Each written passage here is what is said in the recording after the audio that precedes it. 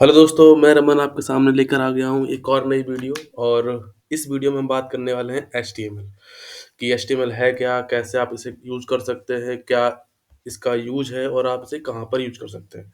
तो पहले तो इसकी बात कर लेते हैं, है क्या? तो बेसिकली एचटीएमएल का मतलब होता है हाइपर टेक्स्ट मार्कअप लैंग्वेज। ये एक ऐसी लैंग्वेज है जिसका यूज़ हम वेब पेज बनाने के लिए करते हैं। अब बात आती है कि वेब पेज क्या होता है? तो इसके लिए आप क्या करिए, आप गूगल पे जाइए और यहाँ पर आप किसी भी चीज़ को सर्च करिए। जैसे मैंने यहाँ पे सर्च किया कंप्यूटर। जैसे आप सर्च करेंगे तो आप देखेंगे ये गूगल का सर्च पेज है होता है, जिससे आप देख सकते हैं यहाँ पर कई सारे लिंक्स आपको दिखाई देंगी, कुछ टेक्स्ट दिखाई देंगे, ठीक है, कुछ इमेजेस हैं। अगर आप किसी भी एक लिंक पर क्लिक करते हैं, जैसे हमने इस पे क्लिक करा, तो आप देखेंगे आप एक पर्टिकुलर पेज पर पहुँच जाएँगे। बेसिकली ये वेबसाइट है, ठीक है? तो ये जो वेबसाइट है, इस वेबसाइट को बनाने के लिए या किसी भी वेबसाइट को या वेब पेज को बनाने के लिए हमें एक लैंग्वेज की ज़रूरत पड़ती है और वो लैंग्वेज हमारी हेल्प करती है एचटीएमएल। ठीक है, अभी इसकी ज़रूरत क्यों है? इसकी ज़रूरत इसलिए है कि अगर आप अपने किसी भी बिज़नेस को या किसी भी चीज़ को ऑनलाइन लाना चाहते हैं, तो उसके लिए हमें एक वेबसाइट की ज़रूरत होती है और उस वेबसाइट के द्वारा ही हम अपने बिज़नेस को चौबीसों घंटे लाइव रख सकते हैं, जिससे कोई भी यूज़र कभी भी आकर उसको यूज़ कर सकता है और हमारी सर्विसेज़ को एक्सेस कर सकता है। ठीक है? अब जैसे हमने यहाँ पर एचटीएमएल के लिए हमें अगर सीखना है, तो उसके लिए हमें किन-किन चीज़ों की ज़रूरत पड़ती है? अगर आपको एचटीएमएल सीखना है, तो इसके लिए सबसे पहले तो हमें चाहिए एक एडिटर। एडिटर इसलिए क्योंकि अगर आप एचटीएमएल की कोडिंग कहीं पर करेंगे, तो उसके लिए हमें एक एडिटर की ज़रूरत पड़ेगी, जिस पर हम अपने कोडिंग को लिख सकते हैं, ठीक है? एक चाहिए हमें ब्राउज़र। ब्राउज़र जिसमें हम अपना आउटपुट देख सकते हैं अपनी कोडिंग का कि हमने अपनी कोडिंग का क्या कोडिंग जो कर रहे हैं उस कोडिंग का रिज़ल्ट हमें कैसा दिखाई देने वाला है। ठीक है? तो स्टार्ट करते हैं बिना किसी देरी के। अगर दोस्तों आपने हमारे चैनल को सब्सक्राइब नहीं किया है तो प्लीज़ हमारे चैनल को सब्सक्राइब कर लीजिए और इस प्लेलिस्ट में हम स्टार्ट करने वाले हैं एचटीएमएल। तो हम स्टार्टिंग से लेकर एंड तक आपको दिखाएँगे और सिखाएँगे कि किस तरह से आप एचटीएमएल वेबसाइट बना सकते हैं। ठीक है? तो हम इस अ, प्लेलिस्ट में इस कोर्स में यूज़ करने वाले हैं सबलाइम टेक्स्ट एडिटर का। तो मैं यहाँ पर Sublime text editor editor open कर लेता हूँ।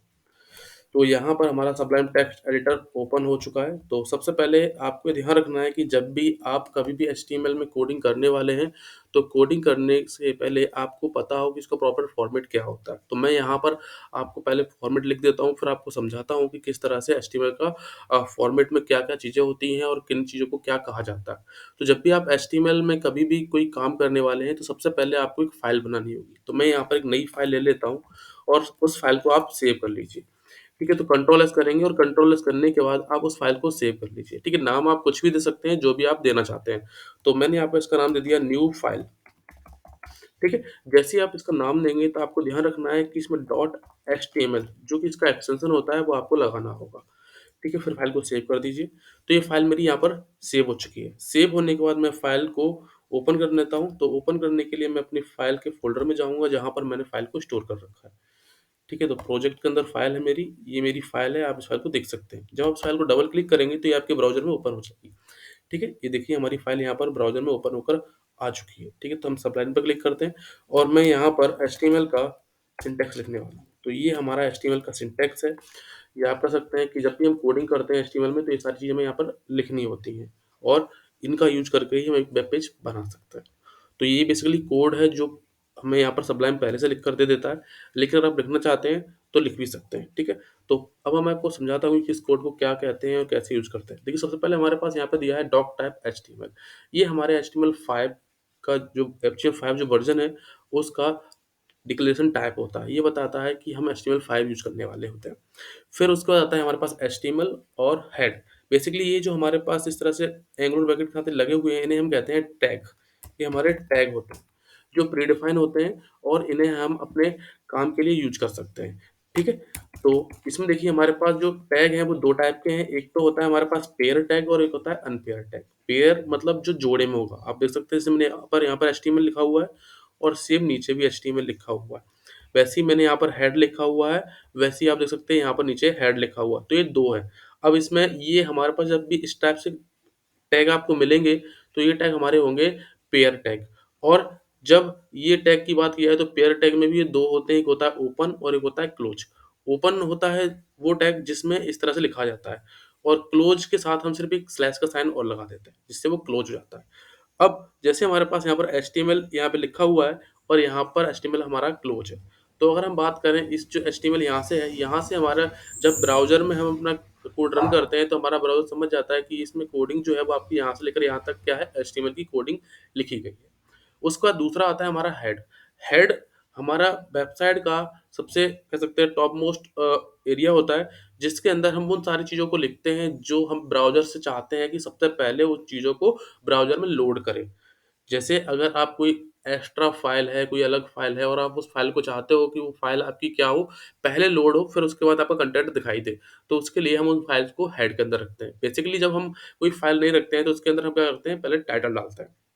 अब मैं यहाँ पर टाइटल मैंने लिखा है यहाँ पर होम, ठीक है? बेसिकली अगर होम की बात करें तो यहाँ आपको दिखाई कहाँ देगा? तो देखिए, जब आप वेब ब्राउज़र पे जाओगे तो यहाँ पर देखो, यहाँ पर पहले ये होता है हमारी वेबसाइट का टाइटल। तो देखो अभी फ़ाइल का नाम लिख कर आ रहा है न्यू फाइल डॉट एचटीएमएल, लेकिन अब मैंने यहाँ पर क्या कर दिया, इसका नाम डाल दिया है टाइटल के अंदर। तो आप देख सकते हो अभी मैंने फ़ाइल को सेव करने के बाद आप इस फ़ाइल को रिफ्रेश करें, तो देखेंगे आपका यहाँ पर टाइटल चेंज हो जाएगा।